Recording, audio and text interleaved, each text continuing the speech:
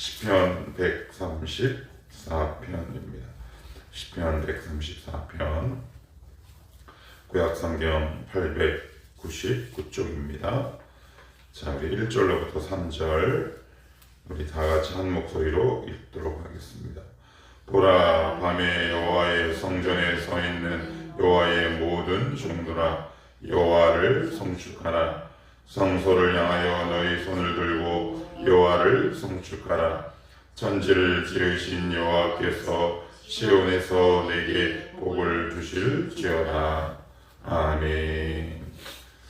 예, 드디어 오늘 순례자의 노래, 즉 성전에 올라가는 노래가 이제 마무리됩니다.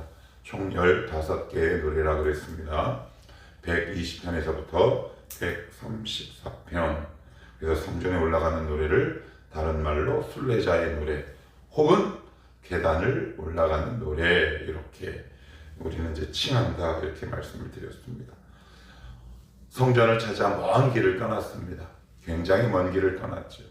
1년에 3번 그들은 이 먼 곳에 와야 했습니다. 그런데 성전에 딱 도착하고 보니까 언제냐면 밤이에요. 밤. 깜깜한 밤. 여러분 어떠세요? 여러분들이 집에 12시 1시쯤 들어왔는데 집이 불이 다 꺼져 있는 거랑, 그래도 한 곳에 안방이나 거실에 불이 켜져 있어서 누가 졸린 눈이지만 왔어, 이 한마디 하는 거랑은 큰 차이가 납니다. 그들이 도착한 건 밤이었습니다. 그런데 저기 이렇게 보니까 성막 혹은 성전에 불빛이 켜져 있는 거죠. 그러면 왜 그렇게 불빛이 켜져 있을까요? 오늘 1절에 보시면 이제 이렇게 시작을 합니다. 보라. 보라라는 말은 히브리어로 힌네라는 말이라고 그랬습니다. 두 가지 뜻이 있다고 그랬습니다. 주의를 환기하거나 강조하기 위해서. 그러니까 뭔가 감격이 어린 겁니다. 야, 내가 밤에 도착했는데 불이 아직도 켜져 있네. 근데 불만 켜져 있는 것이 아니라 여호와의 성전에 있는 여호와의 모든 종들이 있었답니다. 여기서 말하는 여호와의 모든 종들은 레위인, 제사장들이 밤새 그 자리를 지키고 있었습니다. 왜 이렇게 그 자리에 밤이 맞도록 그 자리를 지키고 있을까요? 역대상 9장이랑 모세오경에 보시면 하나님께서 성막과 성전을 지으실 때 하신 명령이 있습니다. 이것은 여호와의 등불인데 절대 꺼뜨리지 마라, 그래요. 그러면 사람이 돌아가면서 지켜야 될 거 아니에요. 그 당시 이 불은 그 안에 장작을 떼올 수는 없으니까 감람류를 그 등잔에 계속 부어야 되거든요. 그러니까 사람이 있을 수밖에 없죠. 그러면 우리는 너무 잘 알다시피 이 불은 무엇을 상징하는 걸까요? 그것은 하나님의 기름 부으심과 동시에 기도를 의미하는 거겠죠. 예배당이 교회가 꺼지면, 기도가 꺼지면, 성도 가운데 기도가 꺼지면 이게 굉장히 곤란합니다. 우리가 꼭 지켜내야 할 것들, 밤이나 낮이나 이 기도의 불이 꺼지지 않도록 하기 위해서 하나님은 그 등불을 지키시라고 후대에 우리에게 이렇게 말씀하십니다. 밤과 같을 때도 있죠. 낮과 같이 쨍할 때도 있습니다. 여러분, 낮에 불이 필요할까요? 필요 없죠. 밤에는 꼭 필요하죠. 낮, 밤 관계없이 그 불은 절대 꺼져서는 안 되는 겁니다. 우리의 환경 여부에 관계없이 기도의 불은 꺼지는 것이 아니라 오늘 성경은 우리에게 말씀하고 있습니다.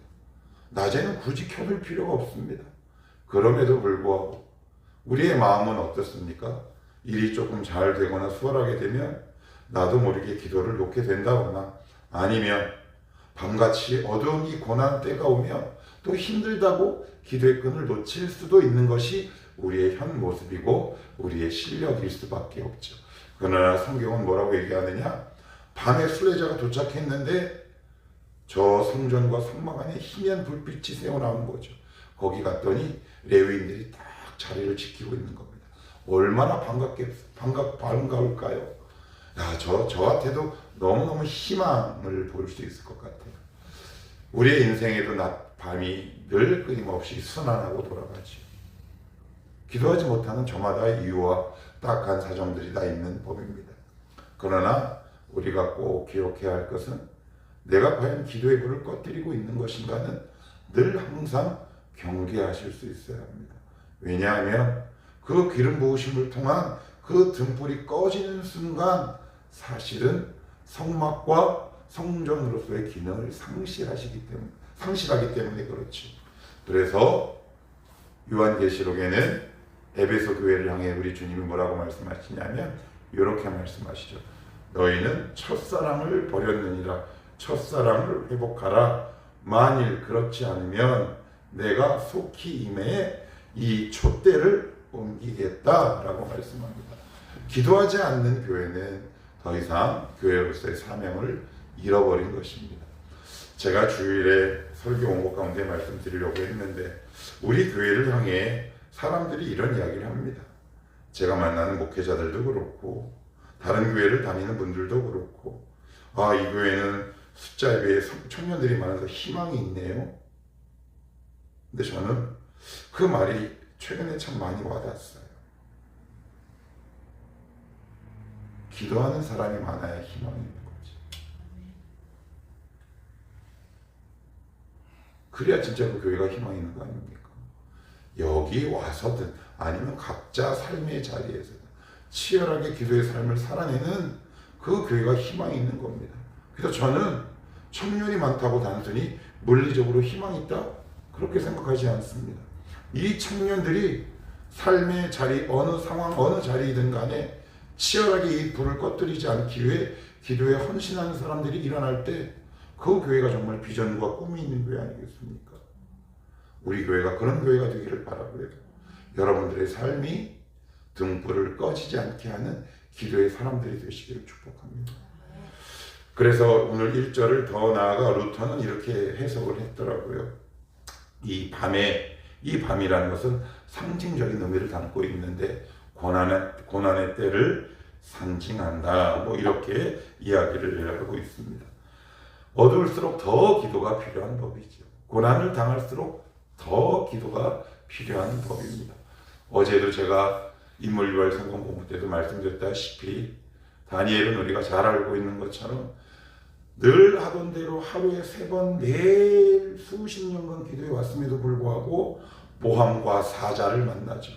우리 같으면 이렇게 아마 말할 겁니다. 하나님, 기도하는데 어떻게 이런 일이 저에게요? 그런데 다니엘은 전에 늘 하던 대로 기도하고 그리고 그 사자굴로 기꺼이 들어가죠. 그래서 사자를 무릎 꿇리게 합니다. 기도의 사람은 고난과 상황을 탓하지 않습니다.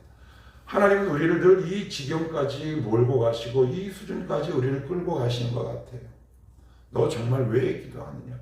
기도한다고 해서 고난이 없어지는 것이 아니라 그 고난을 뚫고 일어서는 것이다. 근데 우리가 얘기하고 원하는 바는 뭐냐? 하나님, 기도했으니까 사자를 없애주시옵소서. 그런데 살다 보니 사자가 없을 수가 없죠. 웬걸 호랑이도 나타나고요, 곰도 나타납니다. 그럴 때 기도가 습관이 된 사람, 기도가 인격이 된 사람은 늘 하던 그 자리에서 무릎을 꿇지요. 밤이면 더욱 기도하셔야 합니다. 그래야 그것을 뚫고 지나갈 수 있다. 자, 그리고 나서는 2절을 또 이렇게 이야기합니다. 성소를 향하여 너희 손을 들고 여호와를 송축하라.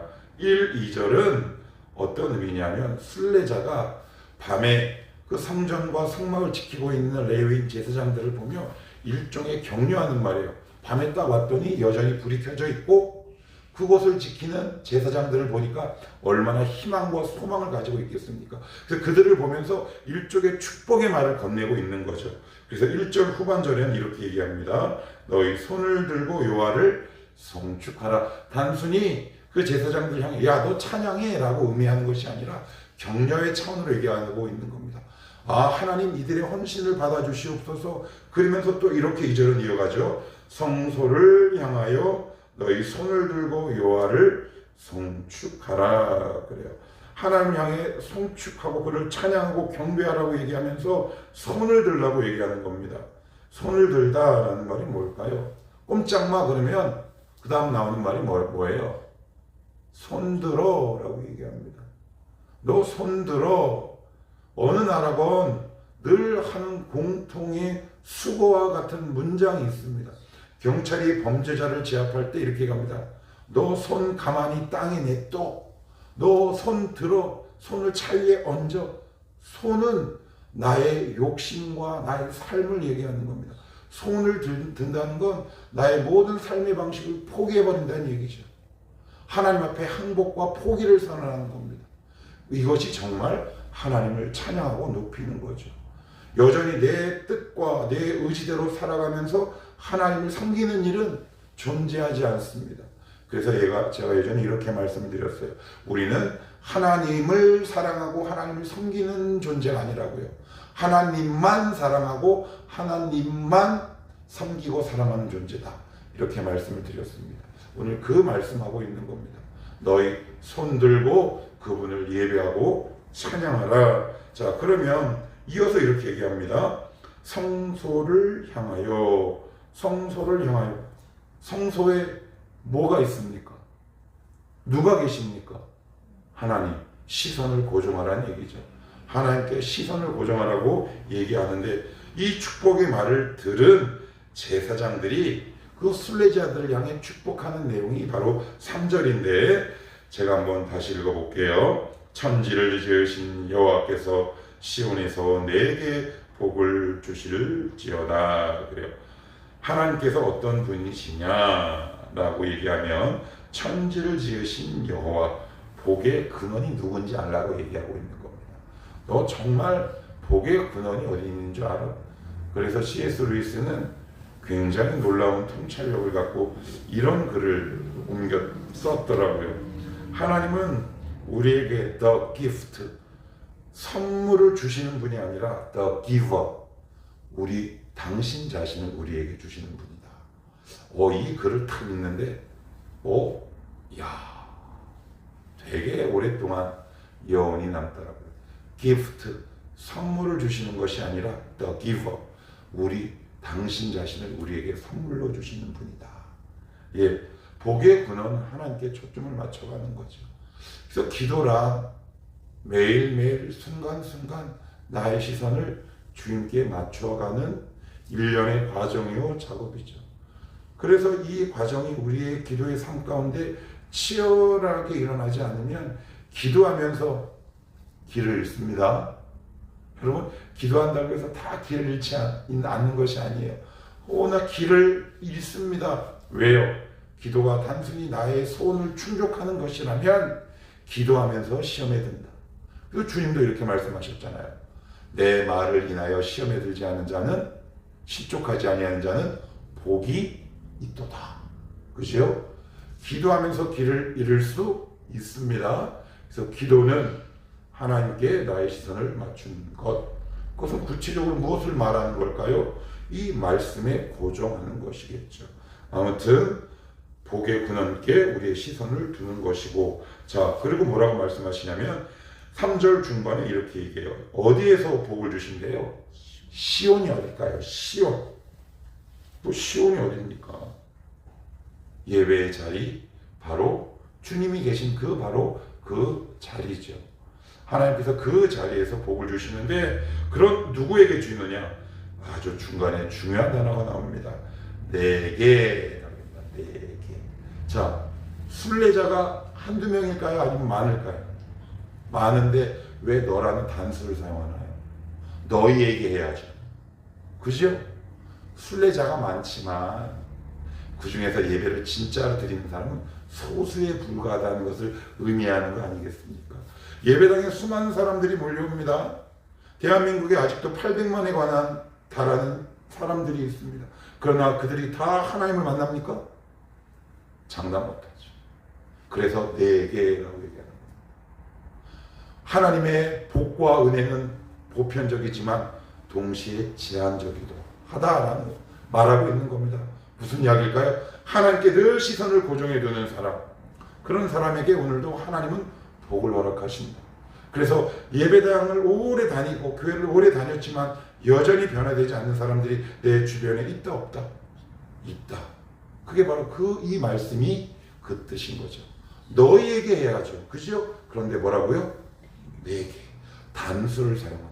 하나님의 은혜는 오늘도 열려 있습니다. 그러나 동시에 제한적이다. 어떤 사람을 오늘도 하나님 찾고 계신가? 하나님께 마음과 눈을 고정하며 하나님을 오늘도 찾는 사람을 향해 그의 은혜와 복이 붙게 된다. 그러면서 마지막으로 이렇게 얘기합니다. 내게 복을 주실지어다. 이게 무슨 말일까요? 확신하는 겁니다. 너 하나님께 시선을 고정하면 너 걱정하지 마. 하나님이 책임질 거야. 그러니 낮이든 밤이든 하나님께 시선을 떼지 말고 그분과 함께 걸어가라. 그러면 너의 삶이 복될 것이다 라는 확신이죠. 여러분, 기도하면 기도할수록 확신이 점점 생기셔야 합니다. 그래야 우리가 위로와 격려가 됩니다. 하나님은 오늘도 여러분들에게 정말 복 주시기를 원하시는 분입니다. 그런데 동시에 우리에게 이렇게 말씀하시죠. 너 걱정하지 말고 나만 붙들고 가. 그러면 너의 인생 내가 책임질게 라는 축복의 확신으로 순례자의 노래가 마감이 됩니다. 인생을 살다 보면 우리 가운데 두려움이 있죠. 내 인생 어떻게 될까? 걱정이 근심. 아주 근심이 많죠. 그러나 우리는 이 인생에 있어서 또 다른 순례자 아니겠습니까? 오늘도 하나님 우리에게 이렇게 말씀합니다. 내가 너 책임질게. 그러니 너 나만 보고 내 손 꽉 붙잡고 나와 함께 가자. 그것으로 순례자의 노래를 마치게 됩니다. 우리가 이 긴 인생이라는 여정을 다 마치고 이렇게 고백하고 천국 가면 좋겠습니다. 제 삶을 돌아보니 모든 발걸음 자국자국마다 하나님의 복이요 은혜였습니다. 이렇게 고백하는 아름다운 성도의 삶이 되시기를 축복합니다. 기도하겠습니다.